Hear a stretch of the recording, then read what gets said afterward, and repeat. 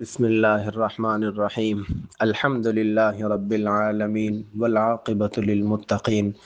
والصلاة والسلام علی سید الانبیاء والمرسلین اما بعد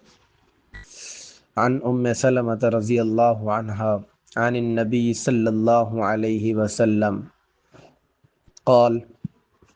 من رأى هلال ذی الحجۃ فأراد ان یضحی فلا یأخذ من شعره ولا من اظفاره حتى یضحی، رواہ النسائی۔ نبی کریم صلی اللہ علیہ وسلم کا فرمان ہے، جو شخص ذی الحجہ کا چاند دیکھ لے اور وہ قربانی کرنے کا ارادہ رکھتا ہو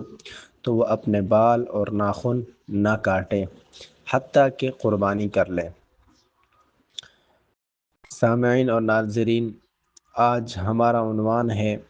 جو لوگ قربانی کرنے کا ارادہ رکھتے ہیں ان کے لیے مستحب عمل یہ ہے کہ وہ ذی الحجہ کا چاند نظر آنے سے پہلے ہی اپنے بال اور ناخن درست کروا لیں۔ میرے دوستو، جن لوگوں کا قربانی کرنے کا ارادہ ہے ان کے لیے یہ مستحب عمل ہے کہ ذی الحجہ کا چاند نظر آنے سے لے کر قربانی کا جانور ذبح ہونے تک وہ اپنے ناخن اور بال وغیرہ کو نہ کٹوائیں، بلکہ ذی الحجہ کا چاند نظر آنے سے پہلے ہی وہ اپنے ناخن اور بال وغیرہ کو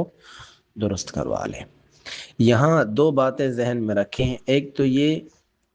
کہ یہ عمل ان لوگوں کے لیے ہے جن کا قربانی کا ارادہ ہو، کیونکہ حضور نے خود فرما دیا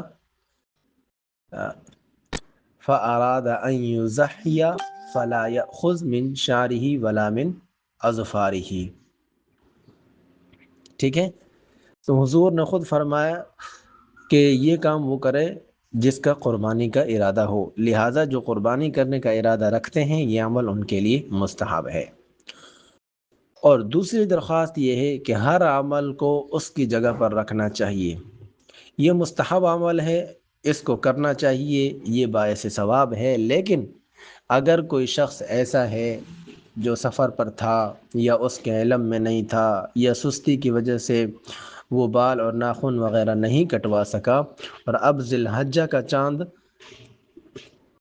نظر آ گیا ہے اور بال بڑھ رہے ہیں اور ناخن بڑے بڑے ہو رہے ہیں، تو اب ان کو چاہیے کہ وہ ناخن اور بال وغیرہ کاٹ لے۔ ذی الحجہ کے 10 دنوں کے اندر بھی بال اور ناخن وغیرہ کاٹنا جائز ہے، یہ بات ذہن میں رکھیں۔ اگر کسی کے بہت زیادہ بڑھ رہے ہیں، باقی بہتر یہی ہے کہ جو درخواست کر دی گئی ہے، حضور علیہ الصلاۃ والسلام نے باقاعدہ فرمایا کہ ذی الحجہ کا چاند نظر آنے سے پہلے ہی بال اور ناخن کٹوا لیں، کہ جب ذی الحجہ کا چاند نظر آ جائے اس وقت سے لے کر قربانی کا جانور ذبح ہونے تک مستحب یہ ہے کہ وہ ناخن اور بال وغیرہ نہ کٹوائیں۔